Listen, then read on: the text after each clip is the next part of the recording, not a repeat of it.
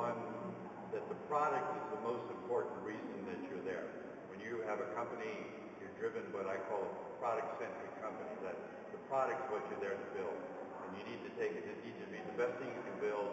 I would be very upset to be the CEO of a car company and I just issued a recall of 1 million cars because the airbag didn't work right. I mean, it has to be the precision of the product and the way it works. This has to be of paramount importance. Secondly, as part of that, the product is what you organize the company around, not the other way around. The company is organized, people are dedicated to the product, they're committed to the product, and they understand that. There's what I call horizontal communication, that across the board, people are like a family operating together to build this product. And I think that's the early stages of Apple, the Macintosh group. Apple had two functions, Macintosh and Apple II. The Macintosh group really got this. And ultimately, later, as Steve left Apple and got into Pixar, got into Next, he eventually understood all that.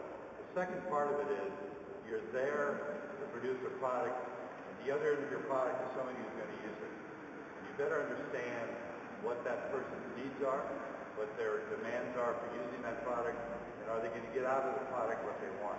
I think today, if I look at this iPhone that I use, this does exactly what I want it to do for me in the most simplistic way. And that's really what Steve is, to me, the largest consumer advocate in the world, because he's looking out for you, the user. And I think that's really what this is all about. And that's why the product-centric company, to me, has to be the reason the world changes.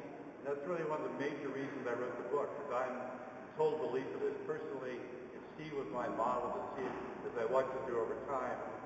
He was successful with it, and I knew that was going to happen, and he came back to Apple.